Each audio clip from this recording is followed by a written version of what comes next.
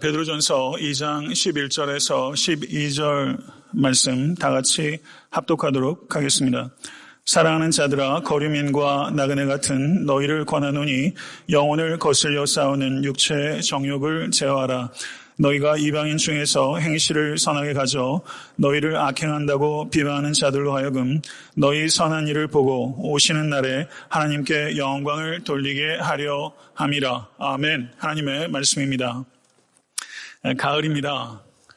9월달이고요. 그래서 요즘 날씨 참 좋은 것 같습니다. 가을에 책을 선물 받는 것 참 행복한 일이다. 주중에 그런 생각했는데요. 한국에 제가 아직 이렇게 얼굴로 아직 만난 적이 없으신 한 지인이 제게 책을 보내주셨습니다. 책 제목이 저항이었습니다.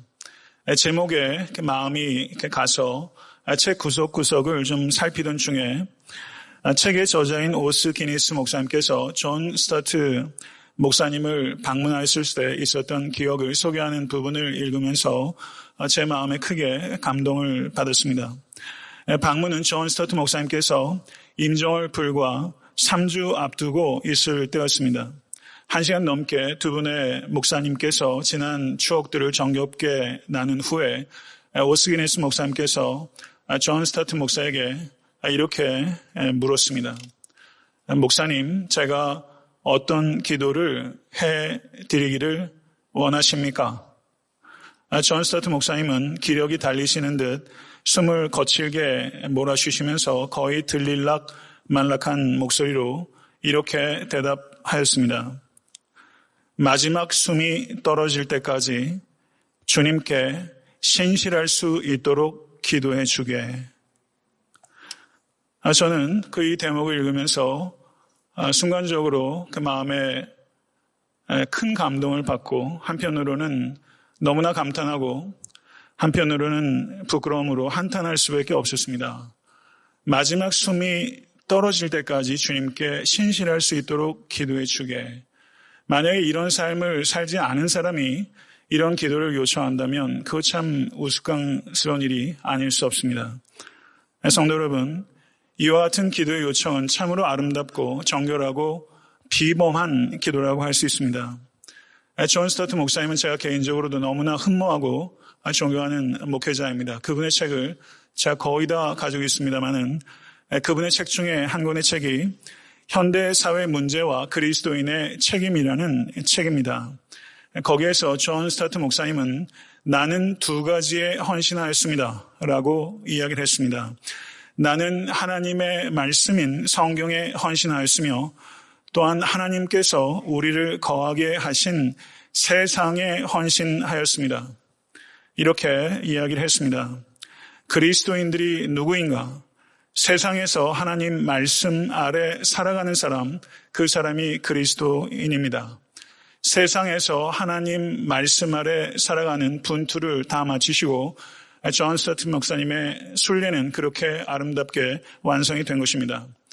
오늘 본 말씀 베드로전서 2장 11절에서 12절의 말씀으로 강해하면서 저는 설교 제목을 순례자로 세상에서 걷는 법이라고 정했습니다.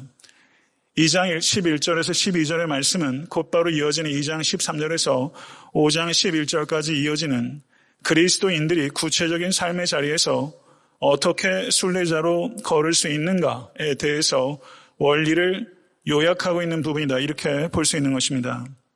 바로 앞에 있는 베드로전서 2장 9절에서 10절에 베드로는 그리스도인들의 탁월한 지위에 대해서 이야기를 했습니다. 베드로는 왕 같은 제사장이라는 지위를 우리가 가지고 있다는 것을 강조했습니다. 왜 그것을 강조하였습니까? 왕 같은 제사장이라는 것을 진실로 믿으시고 받아들이시겠습니까? 성도 여러분, 우리의 지위가 왕 같은 제사장이라는 것은 종으로 누구라도 섬기도록 하기 위해서입니다. 왕 같은 제사장이라는 확고한 정체성을 가지시기 바랍니다. 왕 같은 제사장이라는 확고한 정체성을 가지게 되면 누구를 위해서도 자유롭게 사랑으로 종노릇하며 섬길 수 있게 될 것이기 때문입니다. 베드로는 2장 11절에서 사랑하는 자들아, 아가페토이, 거류민과 나그네 같은 너희를 권하노니 라고 새로운 가르침을 시작하고 있습니다. 베드로는 순례자에 대한 애정을 기꺼이 표현하기 원했던 것입니다. 그래서 베드로전서에 또 한 번 4장 12절에 사랑하는 자들아 라고 베드로는 기꺼이 부르고 있습니다. 제가 성경을 찾아보면서 사랑하는 자들아 라고 호칭하는 경우를 찾아보니까 사도 베드로뿐만 아니라 사도 바울, 사도 야고보, 사도 요한도 내 사랑하는 자들아, 내 사랑하는 형제들아, 나의 사랑하는 자요 라고 말하면서 한 길 가는 순례자들에 대한 애정을 기꺼이 표현하고자 하였던 것입니다. 사랑하는 성도 여러분, 여러분과 저도 뒤뚱뒤뚱 걸어가고 있지만 한 길 가는 순례자입니다. 여러분과 우리는 서로 연결되어 있고 같이 걸어가고 있는 것입니다. 우리도 한 길 가는 순례자에게 대해서 사랑하는 자요 라고 부르는 것에 대해서 남발해서도 안 되지만 인색해서도 안 되는 것입니다. 서로 사랑하시는 모든 권속이 되실 수 있게 되기를 간절히 바랍니다. 베드로가 이어서 말하고 있는 권고는 이와 같은 애정에서 비롯된 것입니다. 여기에서 권하노니라고 번역되고 있는 성경 원어에 대해서 우리는 주목해야 될 필요가 있습니다. 이 단어는 파라칼레오라는 단어입니다.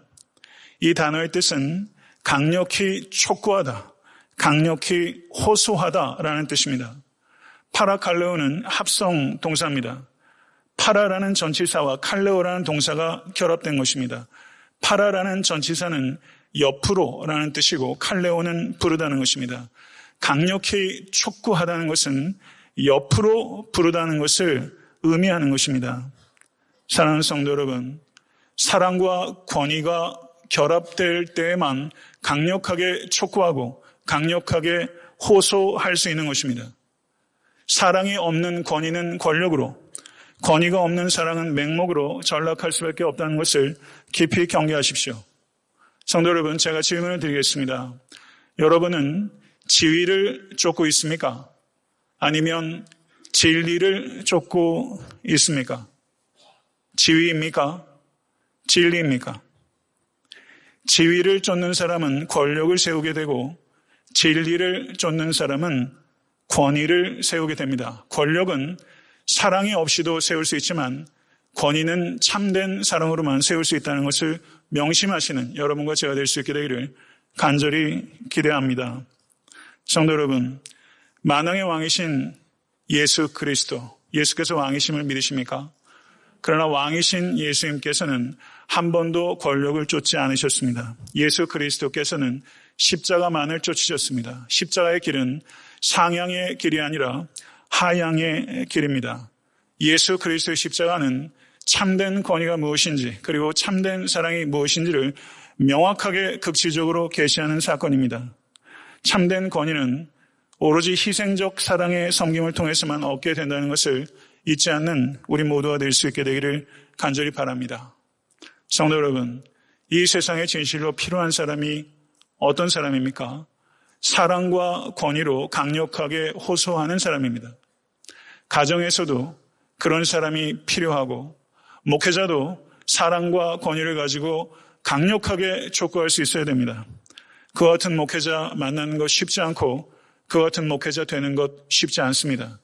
성도 여러분, 여러분이 있는 삶의 자리에서 사랑과 권위를 결합시키셔서 강력하게 호소하고 촉구할 수 있는 그런 권속들 되실 수 있게 되기를 소망합니다. 사도 베드로가 그리스도인의 정체성을 이야기를 하면서 거류민과 나그네라고 이야기를 했어요. 이 말이 어떻게 처음 생겼을까? 아마 그 당시에 세상 사람들이 그리스도인들을 비하하면서 거류민과 나그네라고 이해했을 것입니다. 거류민과 나그네라고 만약에 여러분들 지칭한다면 사실 그것은 비하하는 표현일 수 있습니다.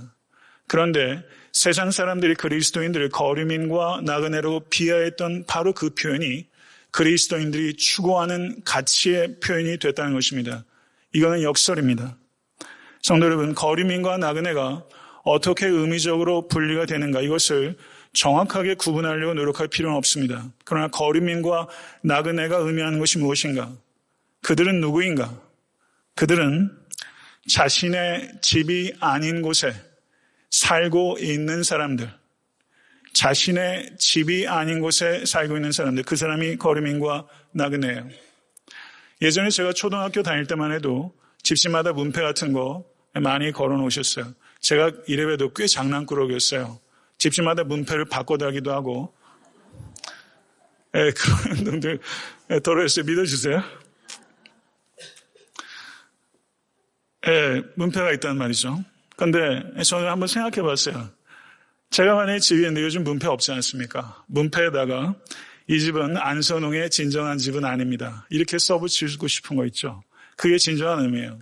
여러분이 집이 얼마나 좋은지, 얼마나 큰지 전 몰라요.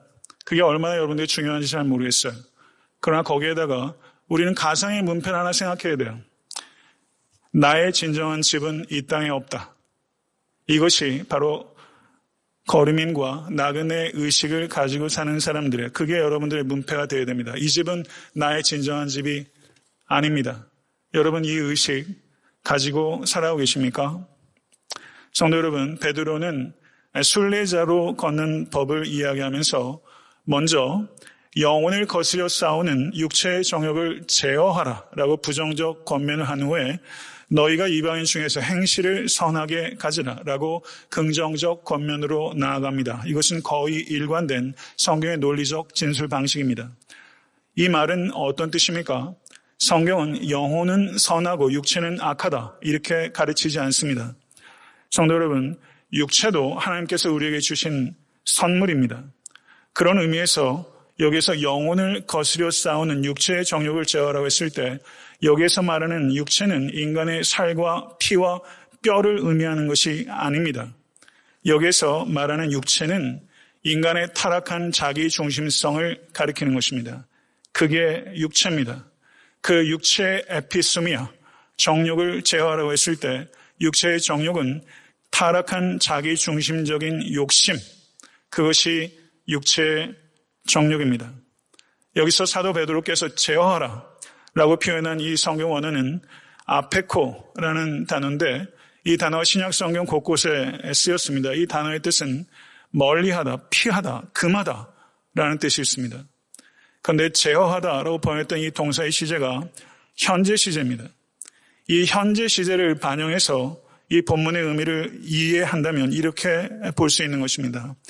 자기 중심적인 욕심을 지속적으로 멀리하고 피하고 금하여 어느 시점에라도 탐닉하지 않도록 경계하라. 이 뜻입니다. 이것이 육체의 정욕을 제어하라는 뜻입니다.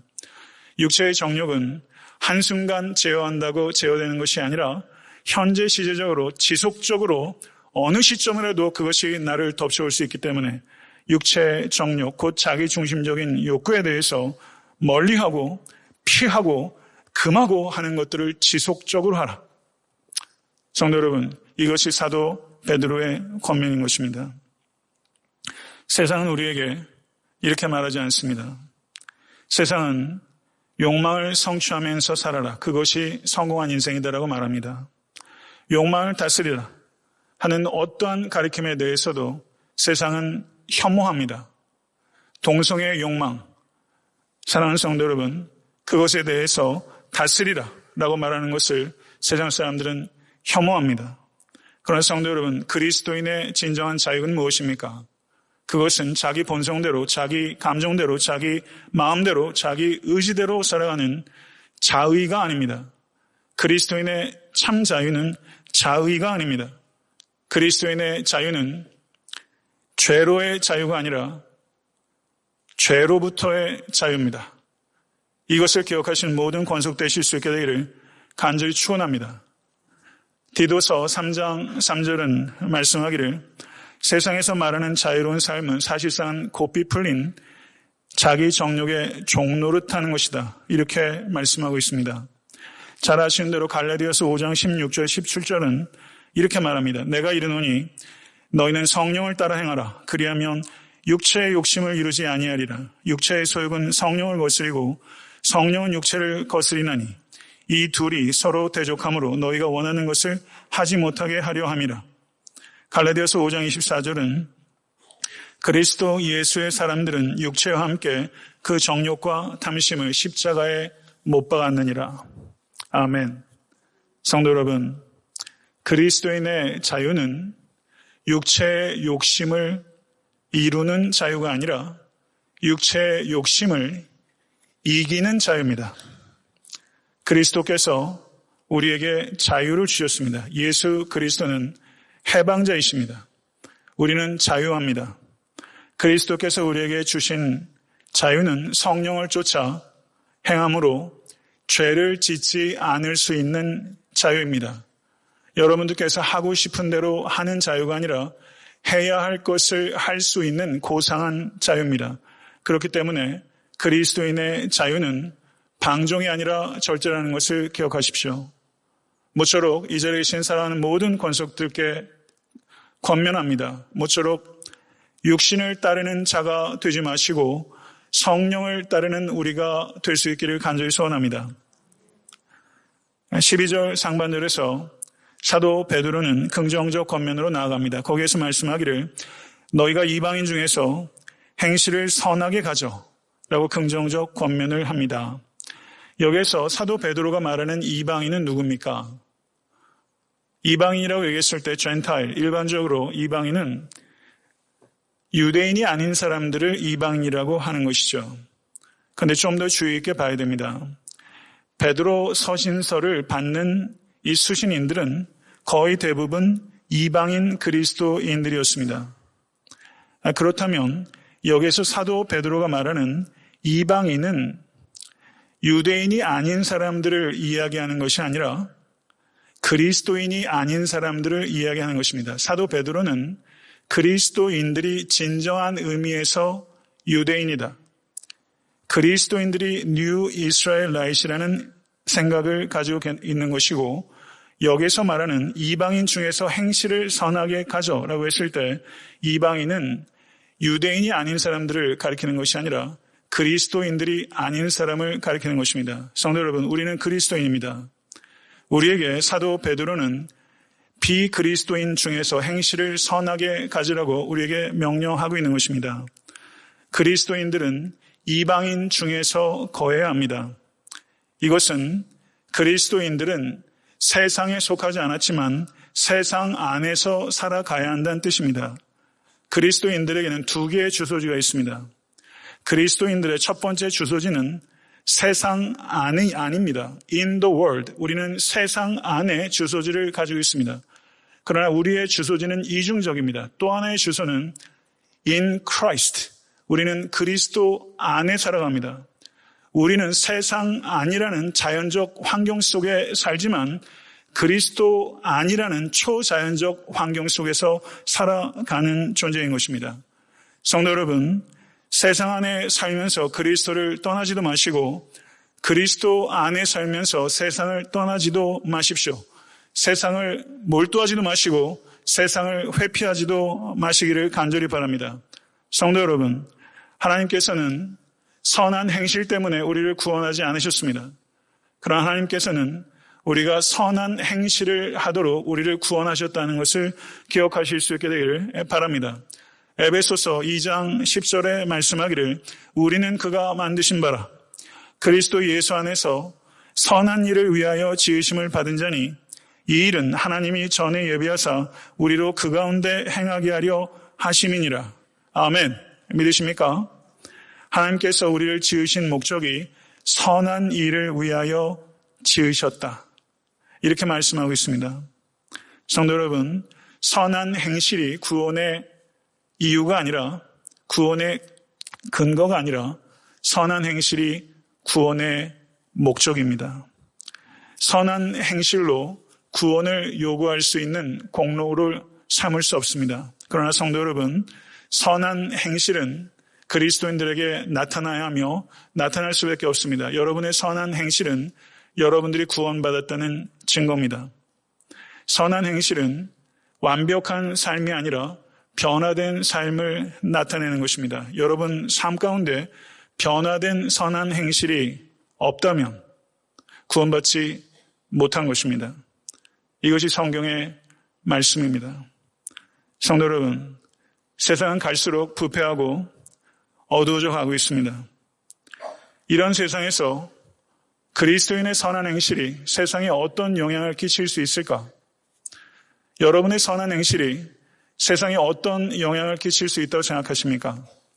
여러분, 정말 여러분의 선한 행실이 세상에 어떤 영향을 끼칠 수 있다고 믿으십니까? 아마 회의적일 것입니다. 나의 선한 행실이 이 악하고 어두운 세상에 과연 어떠한 영향을 끼칠 수 있을까? 우리는 회의적일 수 있습니다. 저도 회의적일 때가 참 많습니다. 그러나 성도 여러분, 성경은 그렇게 말하지 않습니다. 예수 그리스도는 회의적이지 않습니다. 예수 그리스도께서 마태복음 5장 13절에서 너희는 세상의 소금이니 14절에 너희는 세상의 빛이니라고 말씀하셨습니다. 예수 그리스도께서 이 가르침을 주셨을 법한 갈릴리 호숫가를 걸으면서 참 만감이 교차했습니다. 예수 그리스도께서 이 가르침을 주셨을 그 언덕 어디를 한번 연상해 보면서 그 자리에 어떤 사람들이 모였습니까? 팔레스타인의 촌뜨기들입니다. 예루살렘 사람들한테 소외받았던 팔레스타인의 갈릴리의 촌사람들입니다. 그들에게 예수께서 너희는 세상의 소금이니 휴메이스, 너희는 세상의 소금이다. 휴메이스, 내가 바로 세상의 빛이다. 주님께서 말씀하셨어요. 이런 말을 한 번도 들어본 적이 없는 사람들입니다. 이런 말을 들을 때 이 사람들 스스로가 회의했을지도 몰라요. 아니, 내가 세상의 빛이라니, 내가 세상의 소금이라니, 내가 어떻게? 아마 그런 생각 들 수 있죠. 그러나 성도 여러분, 성경에서 예수께서 휴메이스라고 강조하고 있는 인칭 대명사를 사용하셔서 You alone, 너희가 오직 이 세상의 빛이고 이 세상의 소금이다. 예수 그리스도의 말씀입니다. 너희의 선한 행실을 통해서 세상의 빛과 소금의 역할을 하지 않는다면 세상에는 대안이 없다. 오직 너희가 세상의 소망이다. 예수께서 이렇게 말씀하셨습니다. 이것을 받아들이시는 여러분과 제가 될 수 있게 간절히 바라고 특별한 책임의식을 성도와 교회가 가져야 하는 것입니다. 성도 여러분, 세상이 썩고 있습니다. 세상이 썩는 게 이상하십니까? 세상이 썩는 것 당연한 거 아닙니까? 세상이 갈수록 어두워지고 있습니다. 이상하세요? 세상이 시간이 지나면 밝아질 거라고 생각하십니까? 당연한 것입니다. 세상은 시간이 지나면 지날수록 부패하고 세상은 시간이 지나면 지날수록 어두워집니다. 예수 그리스도께서는 너희가 세상의 설탕이다 라고 말씀하지 않으셨어요. 그런데 세상에서 설탕 노릇하려고 하는 성도, 세상에서 설탕 노릇하려고 하는 목회자의 메시지가 범람합니다. 성도 여러분, 우리가 소금입니다. 애틀랜타 섬기는 교회는 소금을 담아놓는 우아한 소금통이 돼서는 안 됩니다. 소금은 안주하지 않습니다. 소금은 세상을 향해서 나가는 것입니다. 어머니가 김장김치를 이렇게 겨울이 되면 담고 그런 모습들이 전 참 정겹고 좋았어요. 그럼 동네 아줌마들도 오시고 그래서 김장김치를 해요. 그리고 장독도 파가지고 땅에 동치미 하려고 시골에서는 장독대도 묻고 전 이상하게 그런 게 이렇게 좋고 그랬어요. 소금에 김치를 이렇게 문지르죠. 소금을 문지르면 아픕니다. 소금을 버무리면 아려요. 소금 노릇하면 세상의 비방 받습니다. 그러나 성도 여러분, 우리가 설탕물이 아닙니다. 우리는 소금입니다. 이것을 기억하실 수 있기를 간절히 바랍니다. 소금이 소금 노릇하려면 녹아야 합니다. 녹아야 들어가는 것이죠. 여러분과 제가 녹아야 하는 것입니다. 문제는 그것입니다. 세상이 부패했다고 얘기하는 것 다 얘기합니다. 질문은 세상이 부패했다고 얘기하는 것이 아니라 소금이 어디 있는가 하는 질문입니다. 소금이 어디 있는가 하는 질문은 바로 내 스스로에게 던져야 되는 질문입니다. 소금이 난선홍아, 너 어디 있느냐? 이것이 바로 우리가 적용해야 되는 질문인 것이죠. 사랑하는 성도 여러분, 인류 역사 가운데 계몽운동이 많이 있었습니다. 계몽이라는 말이 무엇입니까? Enlightenment, 빛을 비추는 거예요. 인류 역사에 꽤나 큰 빛을 비춘 개인도, 기관도, 그리고 조직도 있었어요. 세상이 자랑하는 빛들이 있었어요. 빛들이 왔다 갔어요. 그러나 세상이 얘기하는 빛은, 세상이 자랑하는 빛은 빛인 것 같지만 사실은 어둠입니다. 나는 세상의 빛이라. 나는 세상의 빛이라. I am the light. 내가 세상의 빛이다. 이렇게 말하실 수 있는 분은 오직 우리 주 예수 그리스도 한 분이십니다. 참빛이신 예수 그리스도. 그분은 또 이렇게 말씀하십니다. 너희가 전에는 어둠이더니 이제는 주 안에서 빛이라. 믿으십니까? 빛은 어둠을 밝히고 빛은 추운 곳에 따뜻함을 가져오고 길을 잃은 곳에 방향을 전달해 주는 것입니다. 성도 여러분, 여러분과 저의 선한 행실을 통해서 이와 같은 일들이 일어나야 하는 것입니다. 그리고 빛의 열매를 사람들이 보게 됩니다. 여러분들 안에 있는 빛들이 나오게 됩니다. 어떻게 그걸 숨길 수 있습니까? 그리고 사람들은 이 등불에 관심을 갖기 시작하다가 더 주목해 보면서 이 등불이 담고 있는 빛 자체에 관심을 갖게 되면서 사람들은 빛을 찬양하게 됩니다. 여러분 한 분 한 분은 등불입니다. 예수께서 세례 요한을 얘기하면서 이는 타오르는 버닝 램프라고 세례 요한에 대해서 말씀하셨어요. 등불이에요. 빛 자체는 예수 그리스도입니다.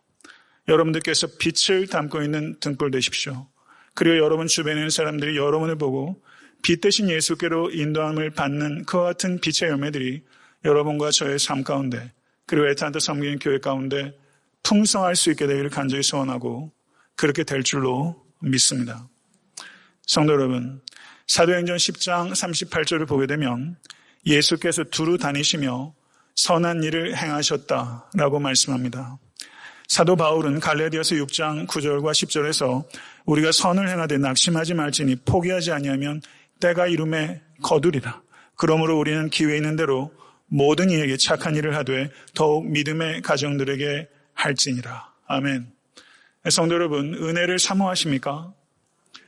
지금 은혜가 여러분들에게 임하고 있습니까? 왜 은혜 받아야 합니까? 울고 싶으세요? 어떤 카타르시스를 경험하고 싶으세요? 너무 답답하세요? 어떤 종교적인 황홀경을 경험하고 싶으세요? 그게 은혜의 목적입니까? 은혜의 목적은 무엇입니까? 고린도서 9장 8절에 모든 선한 일에 넘치게 하기 위해서 은혜 받는 것입니다. 오늘 이 예배에서 은혜 받으십시오. 그리고 삶의 자리에서 넘치도록 선한 일들이 여러분의 삶 가운데 열매로 나타날 수 있게 되기를 간절히 소원합니다. 선한 행실의 목적 혹은 결과를 12절 하반절에 사도 베드로는 이렇게 말합니다. 너희를 악행한다고 비방하는 자들로 하여금 너희 선한 일을 보고 오시는 날에 하나님께 영광을 돌리게 하려 함이라. 아멘. 성도 여러분, 여러분의 선한 행실이 칭찬만 받는다고 아직도 생각하세요? 그렇지 않아요. 여러분의 선한 행실이 자기 희생적인 선한 행실조차 다른 사람들이 악한 행위로 비방할 수 있다고 사도 베드로는 예고하셨습니다. 그러나 너무 비관하지 마십시오. 그렇게 비방하던 사람들 중에서도 그 선한 행실을 통해서 회심하게 되고 하나님께 영광 올려드리는 사람이 있을 것이다 라고 약속하고 있습니다. 이 두 가지 리얼리티, 이와 같이 선한 행실을 비방하는 자도 있을 것이라는 예고와 그들 중에서 그 행실을 통해서 회심하고 하나님께 영광 돌리는 사람이 있을 것이라는 이 약속, 이 두 가지 균형을 가지십시오. 예수 그리스도께서 마태복음 5장 16절에 그들로 너의 착한 행실을 보고 하늘에 계신 너희 아버지께 영광을 돌리게 하라 라고 말씀했습니다. 그런데 흥미로운 것은 마태복음 6장 1절에 이런 말씀이 있습니다. 사람에게 보이려고 그들 앞에서 너의 의를 행하지 않도록 주의하라. 5장 16절에서는 너의 착한 행실을 보고 영광을 돌리게 하라 이렇게 말했는데 불과 몇 절 뒤인 6장 1절에서는 너의 의를 사람에게 보이려고 행하지 않도록 주의해라 라고 말씀하고 있는 것입니다. 성도 여러분, 여러분의 선한 행실이 하나님께 영광을 돌리기 위한 것인지 내 자신의 영광을 얻기 위한 것인지 이것에 대해서 예민한 분별력을 가지십시오. 이것에 대해서 혼돈하고 그리고 타락하기 쉽습니다. 성도 여러분, 선한 일을 아무리 많이 한다 할지라도 그것이 하나님께 영광을 돌리는 것이 되지 않고 자기 영광을 얻기 위한 것이 된다면 그것은 다 헛수고가 될 것이고 마태복음 7장 22절에서 23절에 예수께서는 하나님께 영광을 돌리지 않는 선한 행위에 대해서 나는 알지 못한다. 불법을 행하는 자들아. 이렇게 말씀하셨다는 것을 우리가 경계심을 가지실 수 있게 되길 간절히 바라고 선한 행실을 통해서 하나님의 영광을 빼앗는 자가 되지 않으시는 여러분과 제가 될 수 있게 되기를 간절히 바랍니다. 말씀을 맺겠습니다. 성도 여러분, 순례자라는 말 여러분에게 어떤 느낌을 가져다 줍니까? 정말 순례자라는 의식을 가지고 걷고 계십니까? 순례자 얘기를 한 번이라도 원한 적 있으십니까? 성도 여러분, 순례자는 누굽니까? 나의 진정한 집은 이 땅에 없다라는 의식을 가지고 걷는 사람입니다.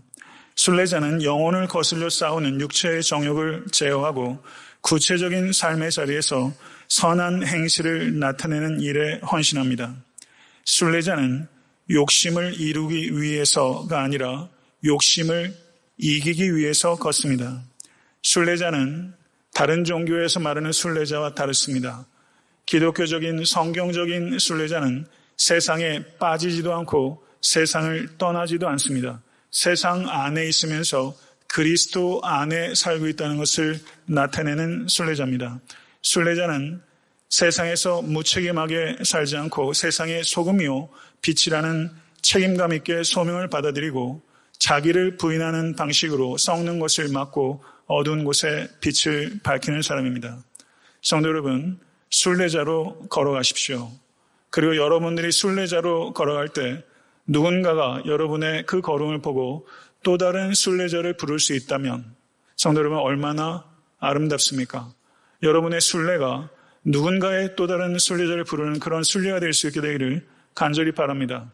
이 걸음 끝까지 다 걸어가실 때까지 자기 영광의 한 터럭이라도 자기 영광을 구하지 마시고 하나님의 영광에 몰두하십시오.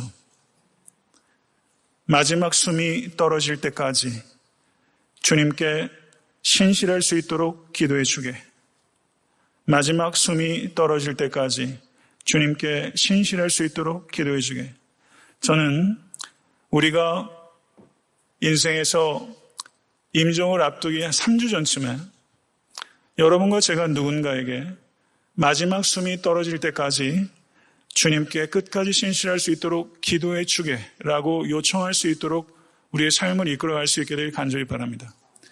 이와 같은 요청이 부끄럽지 않을 만큼 우리가 살아갈 수 있다면 그 얼마나 좋겠습니까? 이 기도가 여러분과 저의 기도가 될 수 있기를 간절히 바라고 성도 여러분, 삶은 때로는 참 추할 때가 많지만 성도 여러분, 그리스도 안에서 우리는 아름다운 사람들입니다. 모쪼록 아름답고 풍성하게 순례자의 길을 걸어가시는 사랑하는 모든 형제 자매님들께 주님의 이름으로 권면하고 축복합니다.